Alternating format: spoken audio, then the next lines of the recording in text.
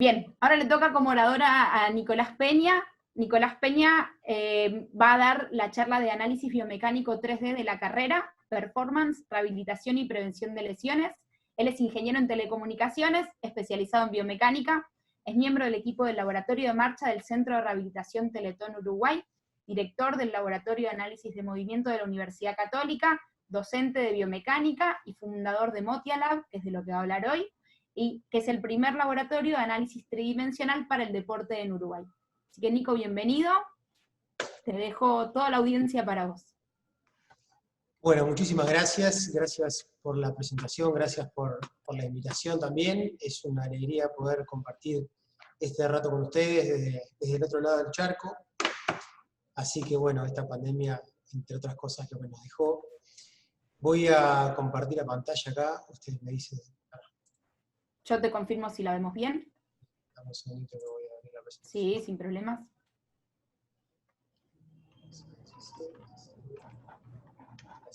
Ahí. Se ve perfecto, Nico. Perfecto. Bueno, muy bien. Bueno, yo, como estaba contando un poquito el ingeniero Marcos Núñez, también soy un apasionado del análisis de la marcha, ya lo sabrán algunos, pero bueno, hoy me tocó contar un poquito algo distinto de lo que estamos habituados a trabajar hace más tiempo. Esto es algo más reciente, que bueno, Magalí me pidió para contar un poquito en este rato. Vamos a estar hablando del análisis biomecánico de la carrera, que en muchos aspectos es muy similar a lo que estamos viendo, que nos contaba Marcos. Y bueno, en este ratito quiero contarles nuestra corta experiencia en este tema, y bueno, poder conversar al respecto del estudio de la carrera, en lo que tiene que ver con la performance, rehabilitación y prevención de lesiones. Primero que nada quiero compartir un video con ustedes bien cortito y rápido, así dinámico, simplemente para que quede como en sus retinas de qué es lo que vamos a estar hablando, qué vamos a estar viendo en este tema del análisis tridimensional de la carrera. Les voy a contar paso a paso después lo que vamos a ver, pero algunas de las cosas ya se han comentado, como las cámaras, el tema de la captura de movimiento, los marcadores colocados, software. Vemos ahí tecnología, digamos. Como les decía, vamos a verlo explicado enseguidita. OpenSim, por ahí también. La información la vamos a recolectar en la computadora. Tenemos también información de la baropodometría, en caso que tuviéramos que mandar hacia unos plantares para el deportista o para quien accede a este lugar. Y bueno, el análisis de un reporte final, que es lo que estamos viendo ahora en pantalla, que enseguida se lo voy a explicar como que para que vayan entendiendo qué se trata todo este proceso, que tiene un montón de similitudes con la marcha, por supuesto, y algunas pequeñas diferencias.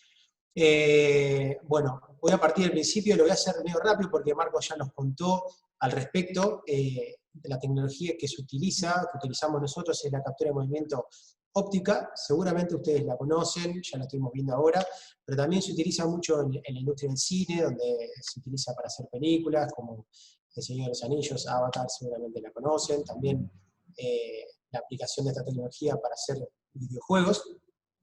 Que bueno, como nos contaba Marcos, básicamente tenemos cámaras distribuidas a lo largo de una sala, muchas veces bastante grande y dedicada específicamente para esto, y marcadores colocados en distintos reperes óseos de la persona. Y el principio fundamental es que cada una de las cámaras emite luz infrarroja, y esa luz infrarroja es reflejada por estos marcadores que tienen un material reflectivo alrededor, es decir, los marcadores como que brillan hacia las cámaras, ¿sí? Ese es el principio básico de cómo va a trabajar esto. Acá tenemos dos vistas distintas, y se puede ver un poquito cómo están resaltados los marcadores, como esas cintas de los chalecos cuando alguien anda en bicicleta, que uno lo ilumina, y eso brilla mucho, así como lo entendemos. Pero esto en realidad es lo que ven las cámaras, ¿sí? Para que quede bien claro, las cámaras simplemente van a detectar puntitos blancos sobre un fondo negro, cada una desde un punto de vista distinto, ¿sí? Por eso es importante tener varias cámaras. Entonces, acá tenemos distintas cámaras, ¿qué es lo que está viendo cada una de ellas? Esto es lo que nosotros colocamos en la persona donde vamos a trabajar, donde vamos a hacer el estudio. Ven que los marcadores están colocados casi todos en la parte posterior. Ahí tenemos los marcadores resaltados, pero para el sistema solamente ocurre esto. Solamente ve puntitos brillantes que lo va a poder levantar en 3 dimensiones. Ahí está toda la magia y el tema de la captura de movimiento. Vamos a poder levantar esos marcadores en 3 dimensiones como lo estamos viendo ahora en la pantalla. El funcionamiento sencillo, para entenderlo bien sencillo, necesitamos al menos 2 cámaras que puedan estar viendo un marcador. Si tenemos un marcador en el espacio, cualquiera, por ejemplo, en el cóndilo femoral, y lo están viendo 2 cámaras de distinto ángulo, entonces de esa manera podemos recrear la posición de ese marcador en el espacio. Y eso es todo lo que necesitamos entender por ahora. Entonces lo veíamos recién en una captura estática, y esto es una captura dinámica, entonces ahí tenemos, nosotros lo podemos entender, ¿sí? Aunque sean puntos moviéndose, nos damos cuenta que hay una persona corriendo, pero cada una de las cámaras está viendo unos puntos brillantes desde puntos de vista distintos, y es lo único que entienden. Gracias al software y a esta combinación de información de distintos puntos de vista, de esos puntitos blancos, entonces podemos ahí sí generar la trayectoria en 3 dimensiones de los marcadores corriendo sobre una cinta, que es lo que estamos viendo ahora en pantalla, que bueno, espero que se entienda bien. Entonces, hasta ahí como el funcionamiento de lo que tiene que ver específicamente de captura de movimiento. Vamos ahora a la implementación de esto. Les quiero mostrar cómo lo tenemos implementado nosotros, y vamos a ir haciendo algunos ajustes para nuestra realidad. ¿A qué voy con esto? Que muchas veces, bueno, se sabe que necesitamos un gran laboratorio específicamente dedicado a esto, con mucho espacio, ¿no? En este caso les comparto esto porque para nosotros es un diferencial. Nosotros tenemos ahí, como se ven, 4 cámaras, hay una que está ahí arriba, que no se ve en esta foto, simplemente una pared que está por detrás de la cinta, ¿no? Y tenemos otra camarita que la usamos para video ahí abajo. Acá hay otra foto que se ve un poquito mejor. Ahí están las 4 cámaras colocadas en la pared posterior de la cinta. Esta foto está sacada como desde la cinta. Y hago hincapié en esto porque, por ejemplo, cualquiera de ustedes que tenga una clínica pequeña, una sala disponible, un gran gimnasio o un pequeño gimnasio, puede, si se anima y si se sube a este barco, implementar esto. Gracias a esto que lo mencionaba antes, esta colocación de marcadores en la parte posterior, que lo resolvimos por un tema de realidad y poder adaptarnos a los nuevos tiempos, implementamos estos marcadores en la parte posterior de la persona que corre. Entonces, si tenemos la cinta y una pared, eso es todo lo que necesitamos. Porque podemos poner un pequeño número de cámaras, por ejemplo, 4 cámaras colocadas en esa pared, y de esa manera ya podemos hacer una evaluación de una persona corriendo. Entonces, resalto el tema de que podemos utilizar un espacio reducido, no necesitamos una gran sala de análisis biomecánico para poder hacer un análisis de la corrida, y menos equipamiento, no necesitamos 8 o 10 cámaras, de repente con pocas cámaras lo podemos resolver. Entonces me parece que eso es algo que lo quería compartir, porque bueno, el que se anime a subirse a este barco es bienvenido. Voy a hablar un poquito de lo que nos estuvo contando Marcos. Lo voy a vincular específicamente con cómo trabajamos nosotros. Ahí tenemos una serie de marcadores, como veíamos antes. Podrán ver que hay algunos marcadores que están colocados como en esas placas negras, que los colocamos como de referencia para saber dónde están los segmentos.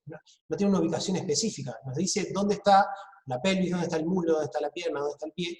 Y tenemos otros, como vemos en la imagen del medio, por ejemplo, colocados en los cóndilos, ¿sí? En los cóndilos medial y lateral.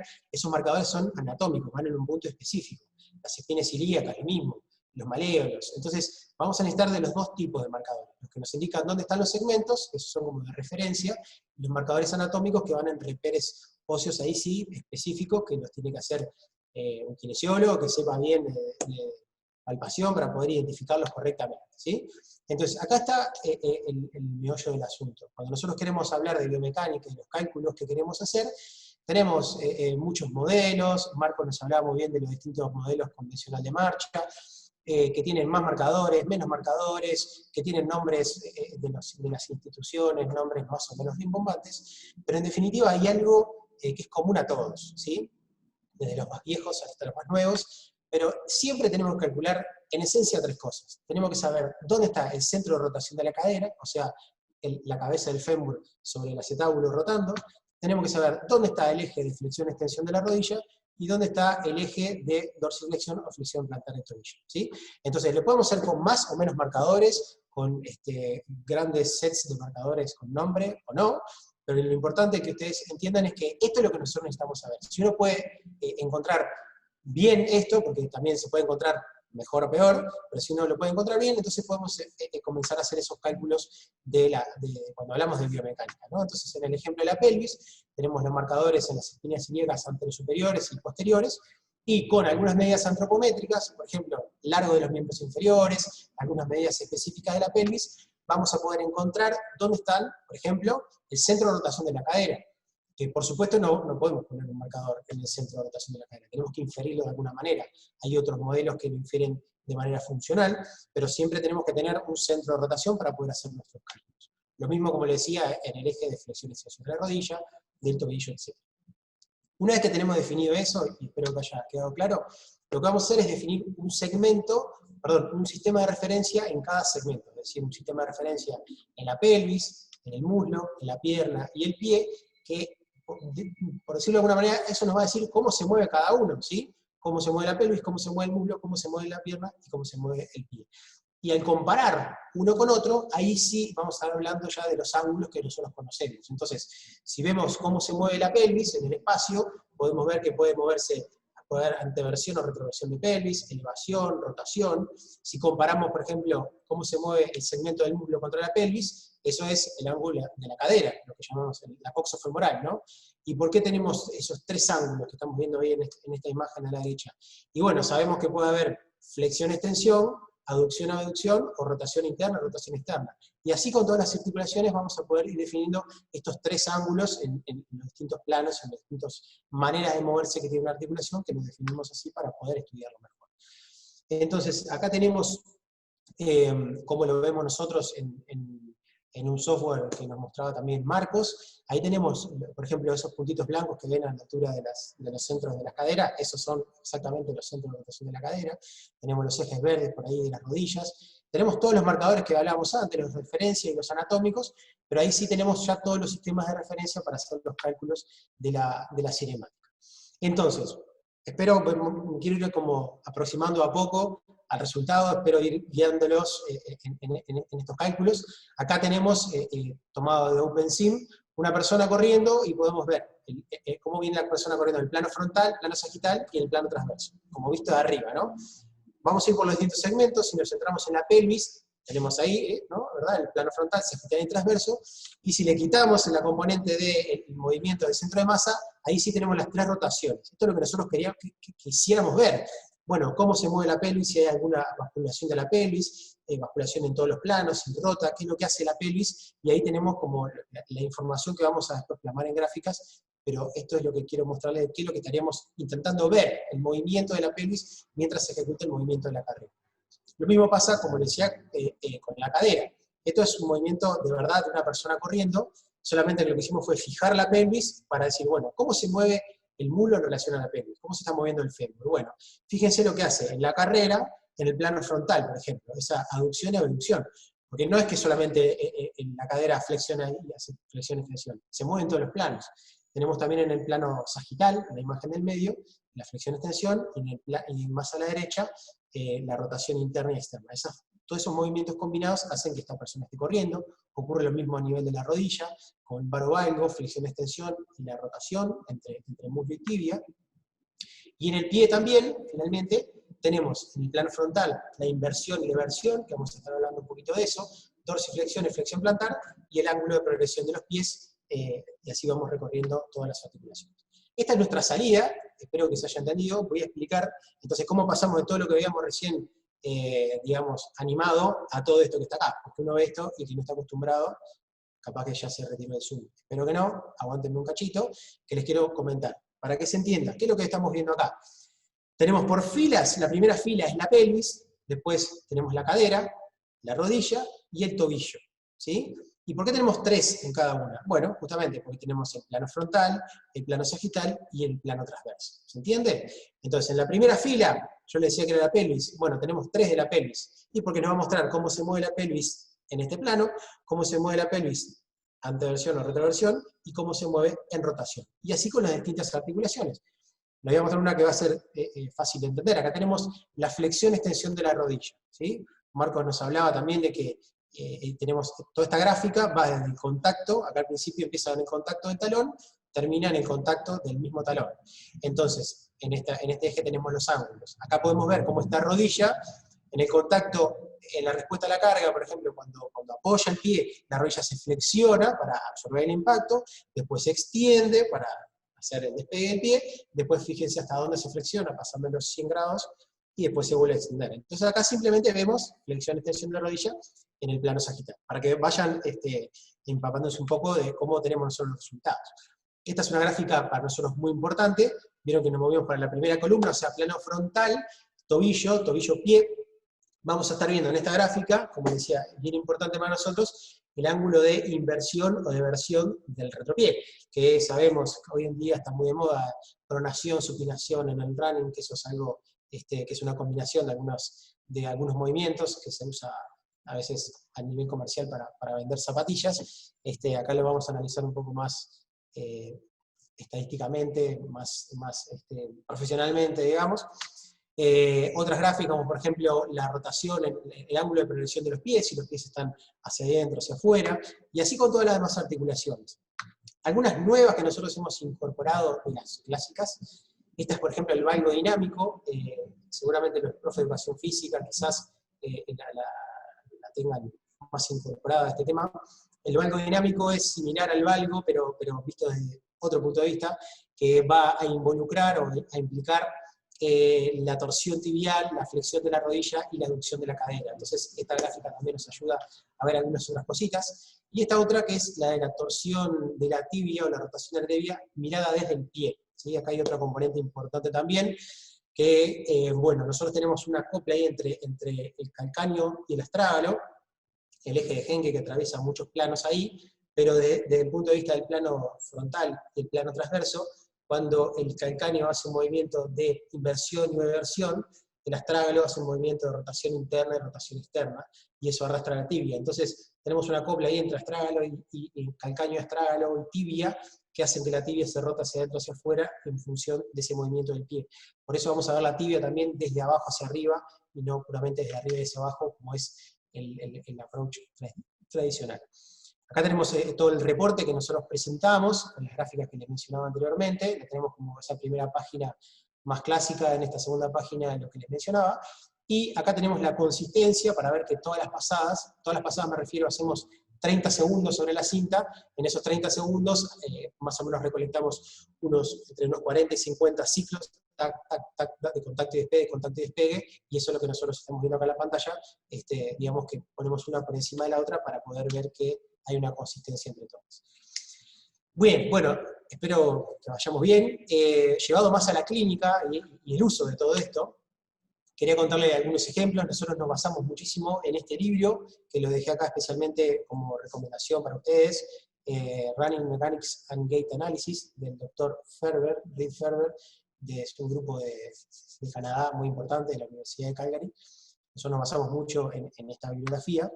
Que ellos estudian las alteraciones, las más comunes, ahora voy a mencionar simplemente algunas como para darle ejemplos, pero las analizan siempre desde 4 puntos de vista distintos, que puede ser alguno o alguna combinación de ellos, que es la fuerza, puede haber alguna alteración en la fuerza, en la alineación anatómica, o sea, en la anatomía, alguna deformación, pero algo que puede estar ya instalado, en la flexibilidad, o en algún tema ya específicamente del análisis biomecánico. Entonces siempre va a mirar estas 4 características para tratar de explicar algunos de los problemas que encuentre en esas gráficas, ¿no?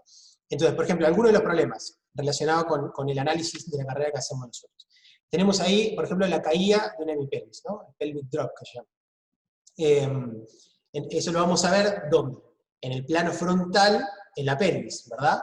Ahí se lo marco, ¿no? Ahí está la gráfica, pelvis, plano frontal, ahí vamos a poder ver, por ejemplo, si hay un movimiento excesivo, una caída de la hemipelvis, y, por dar un ejemplo, si lo tenemos que vincular a la fuerza, y bueno, quizá puede ser una debilidad del glúteo medio, del lado contralateral, ¿no? Y así vamos encontrando problemas y haciendo un análisis clínico y tratando de explicarlos. Por ejemplo, el aumento del pico de la emersión del retropié, que lo estábamos conversando. ¿Dónde lo vamos a encontrar esto? Ahí abajo, en plano frontal, en el retropié. De vuelta, una gráfica muy importante que nosotros analizamos mucho, no solo vemos el pico, o sea, hasta dónde llega de la eversión, sino la velocidad, cómo llega con la pendiente con la que llega ese pico de eversión, porque eso también nos habla del control, por ejemplo, en este caso de, no sé, tibial posterior, o sea, si hay un problema de control del tibial posterior, también va a haber una velocidad aumentada, además de un pico aumentado, eso también lo vamos a ver. La rotación interna de la tibia, como les contaba, vista desde el pie, o sea, en la segunda página, vista desde el pie, cómo rota la tibia en relación al movimiento del plano frontal del calcáneo. Puede ser un aumento del pico de flexión de rodilla, eso lo vamos a ver en esta gráfica que está acá, el plano sagital de rodilla. Puede haber un aumento en el pico de la flexión, eso bueno, significa que va a estar cargando más, y hay que estudiar qué es lo que está ocurriendo ahí. Por ejemplo, un aumento en el pico de la aducción de la cadera, ¿sí? También eso ocurre mucho, lo vemos en esta gráfica, ¿sí? Simplemente como para ir mostrándoles dónde vamos ubicando los distintos problemas de la cinemática, en las gráficas. Este es otro problema también del que traje un ejemplo que se llama el heel whip, que es como un latigazo, ¿sí? También tiene que ver, voy a mostrar dónde se ve, lo vemos en el ángulo de progresión del pie, en el balanceo, que tiene que ver con problemas torsionales y un despegue del pie que libera toda esa torsión o rotación interna generada durante el apoyo, se libera y en el balanceo queda como denunciado como un latigazo de la punta del pie hacia lateral. Eso lo vamos a ver en un ejemplo. Entonces, quería contarles algunos ejemplos para que lo puedan visualizar. Fíjense, acá lo voy a poner en cámara lenta inmediatamente, pero fíjense justamente en el ángulo de inversión y eversión del retropié. Fíjense cómo evierte de manera bilateral. Va pausado el video para que vayan viendo cómo colapsa ese pie hacia adentro. ¿Se ve? Espero que sí. Entonces, fíjense cómo tenemos las gráficas, estas son las gráficas de este paciente puntualmente. Fíjense esos picos pronunciados en esta gráfica, y bueno, cómo contrasta con esto que estamos viendo en el video. Lo importante es que lo podemos medir, para eso hacemos todo este análisis, porque lógicamente en el video se ve, pero lo podemos medir, eso es lo que nos permite este análisis tridimensional de la cinemática. Entonces, ¿se acuerdan que antes les decía que tenemos como 4 factores para analizar esto, ¿no? Entonces, desde un punto de vista de la alineación, de la anatomía, bueno, podría deberse, por ejemplo, a un aumento del valgo del retropié, un antepié varo, o el arco descendido. Si es en relación a la fuerza, bueno, podría ser una disminución de la fuerza del tibial posterior. En relación a la flexibilidad, Ferber nos indica que podría ser un aumento en el rango de movimiento del primer rayo, y si lo vemos desde un punto de vista de la biomecánica, se asocia con un aumento de la aducción de la cadera y valgo de rodilla, ¿sí? Eso causa un aumento inducido en el pico de versión del retorno. Y fíjense esto, también armé como para mostrárselos, esta es la gráfica que veíamos a continuación. Fíjense las demás gráficas de este paciente. Tenemos el pico de versión del pie, y miren hacia arriba, tenemos valgo de rodilla y una tendencia a la aducción de las caderas, ¿sí? Se ve ahí mismo en las gráficas. Sé que no están empapados en las gráficas, pero ahí, viendo que salen de la norma, ya podemos inducir que hay algo que no está bien. Y ustedes mismos lo pueden notar en la parte inferior derecha, cuando lo ven corriendo de frente al paciente. Fíjense cómo hay como una tendencia hacia la aducción en los muslos, o sea, en las caderas, y también un pequeño valgo en las rodillas, que se puede ver en este caso a simple vista, que no es puramente rotación y flexión, sino que hay un poquito así de aducción y de valgo, que lo veíamos en las gráficas. Nico, 2 o 3 minutitos más. Perfecto. Acá tenemos la misma imagen, pero con bien sacada de atrás de los valgos de retropié. Acá otra del heel whip que les mencionaba. Fíjense ahí cómo queda el pie hacia afuera, mientras este queda hacia abajo, ¿sí? Dejo el video corriendo, ahí se va pausando. Acá lo pueden ver mejor, lo dejo corriendo libremente. Analicen, fíjense cómo el pie derecho, una vez que libera, se va hacia afuera, o sea, el talón queda hacia adentro, mientras que en el izquierdo no. Eso también denuncia una excesiva torsión en el apoyo que se libera después en el balance. Acá tenemos la persona corriendo a todo trapo, y cuando lo vemos un poquito más lento, en la imagen de la derecha podemos ver que el pie hace ese movimiento que le decía, y acá tenemos la gráfica que lo denuncia. Entonces, para cerrar, esto es más como una invitación, ¿sí? Lo que les contaba, nosotros tenemos resuelto todo esto trabajando en la nube, así que cualquiera que tenga una pared, casi todos tenemos una pared por detrás de una cinta, y se animen a colocar poquito de equipamiento, la idea es subir esa información con los marcadores etiquetados simplemente, nuestro software hace todo, y lleva un mail con este reporte que estábamos hablando. Eso sería como la dinámica, así que es es fácil hacerlo, acá tenemos a través de cómo hacemos este procedimiento, cargar los archivos de estática, cargar los archivos de dinámica, y listo, y el mail, y ahí llega todo. Entonces, como principales ventajas, esto del espacio reducido, espacio compartido, llamémosle, que no es que tengan que tener una sala específica para esto, ¿no? Lo pueden hacer en su gimnasio atrás de la cinta, con poco equipamiento, y se procesa todo en la nube. Nosotros hacemos un preprocesamiento de los datos para garantizar la calidad.